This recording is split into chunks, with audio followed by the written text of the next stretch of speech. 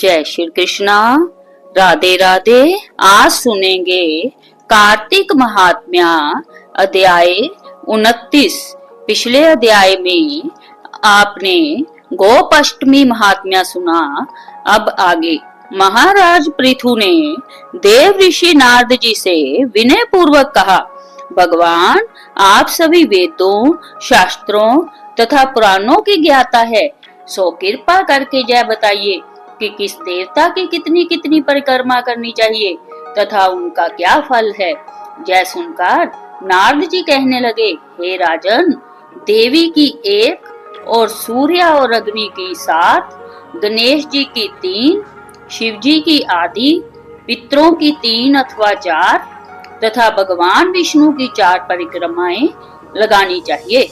इस संबंध में एक इतिहास सुनो जो बृहस्पति जी तथा देवराज इंद्र का संवाद है और स्वयं ब्रह्मा जी ने मुझे सुनाया था।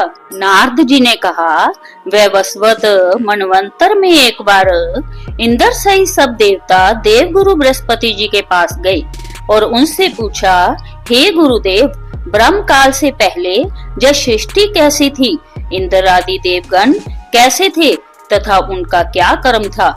जय सुनकर बृहस्पति जी ने कहा, उस समय की बात तो हम भी नहीं जानते, क्योंकि उस काल को बीते अब तक 6 मनवंतर हो चुके हैं, परंतु आपकी ही नगरी में सुधर्मा रहता है, वह सब कुछ बता सकता है। जय कहकर बृहस्पति देव जी इंद्र आदि सब देवताओं को लेकर सुधर्मा के पास आए। सुधर्मा ने देवगुरु सहित इंद्र आदि देवताओं का यथाविधि पूजन व आदर सत्कार किया। इंद्र सुधर्मा की राजलक्ष्मी तथा वैभव देखकर दंग रह गया और पूछा, हे सुधर्मा, इतनी राजलक्ष्मी तथा वैभव तुम्हें कैसे प्राप्त हुआ? तुमने कौन सा ऐसा यज्ञ, दान व तप किया है जिससे ब्रह्म काल से पहले की बात भी जानते हो? यह जानने की हमारी अभिलाषा है। सुधर्मा ने उत्तर दिया, हे इंद्र, जब 4 युगों की 1000 चौकड़ियां बीत जाती है तब ब्रह्मा का एक दिन होता है।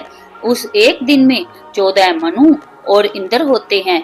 जब हम विष्णु लोक में थे तब वहां पर रहते हमारे सामने इतने ब्रह्मा हो चुके हैं कि हम उनकी गणना भी नहीं कर सकते। उसके बाद हम जहाँ स्वर्ग में आए, हमने जो एकमात्र अच्छा कर्म करके इतनी लंबी आयु पाई है उसका विवरण सुनो। पहले जन्म में मैं मांस भक्षी गीध था। एक समय कार्तिक शुक्ला नवमी को श्री विष्णु के मंदिर पर बैठा हुआ था कि एक शिकारी ने आकर बाण मारा, जिससे घायल होकर मैं विष्णु मंदिर में आ गिरा। उसी समय मांस के लोभी एक कुत्ते ने आकर मुझको पकड़ लिया। उसे देखकर अन्य कुत्ते भी वहां आ गए। वह कुत्ता उनसे डरकर मंदिर के चारों ओर चक्कर लगाने लगा। अन्य कुत्ते भी उसके पीछे पीछे भागते रहे। इस प्रकार सबने मंदिर की प्रदक्षिणा कर ली। इस बीच मेरी मृत्यु हो गई। मंदिर की प्रदक्षिणा से भगवान अत्यंत प्रसन्न हुए और मुझको अपना परम पद दे दिया। जय बात सुनकर इंद्र तथा अन्य सभी देवता अत्यंत प्रसन्न हुए और उन्होंने भी भगवान का पूजन करके प्रदक्षिणा की। इसके पश्चात नारद जी ने इस नवमी तथा भगवान की परिक्रमा का महत्व बताते हुए आगे कहा, हे राजन, कार्तिक शुक्ला नवमी सत्य युग की आदि तिथि है। उस दिन भगवान की पूजा, प्रदक्षिणा, व्रत, दान, तप तथा यज्ञ करने से कई गुना फल मिलता है।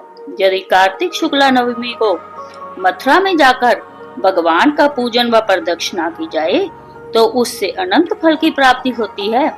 प्रदक्षिणा करने में जितने पग उठते हैं उसके उतने ही कुल वैकुंठ में वास करते हैं। यदि मथुरा नगरी बहुत दूर हो तो अन्य किसी धार्मिक स्थान पर प्रदक्षिणा करे। यदि जय भी संभव न हो तो ब्राह्मण विष्णु की प्रतिमा, गो, तुलसी अथवा शालिग्राम की प्रदक्षिणा कर लेवे। समुद्र सहित संपूर्ण पृथ्वी की परिक्रमा करने से जो फल प्राप्त होता है वही अनंत पुण्य फल तुलसी जी अथवा शालिग्राम जी की प्रदक्षिणा करने से प्राप्त हो जाता है। कार्तिक के शुक्ल पक्ष की नवमी को गायें, ब्राह्मण, देव मंदिर, तुलसी वन, साधु, वैरागी, जीवन मुक्त, परमहंस, गृहस्थ, वेद, उपवेद तथा पुराण ये सब ग्राम में ही वास करते हैं। अतः अपने ग्राम की प्रदक्षिणा करने मात्र से सभी की प्रदक्षिणा हो जाती है। ग्राम की प्रदक्षिणा करने के लिए प्रातः काल ब्रह्म मुहूर्त में उठकर शौच, स्नान आदि नित्य कर्म से निवृत्त होकर कमंडल हाथ में लेकर ओम नमो भगवते वासुदेवाय मंत्र का जाप करते हुए सूर्य उदय होने से पहले ही प्रदक्षिणा प्रारंभ कर देनी चाहिए। ब्राह्मण, मंदिर, तुलसी तथा शालिग्राम की मूर्ति की परिक्रमा सूर्य उदय के बाद भी की जा सकती है। इति 29वां अध्याय समाप्तम। इति श्री विष्णवे नमः। जय श्री हरि विष्णु।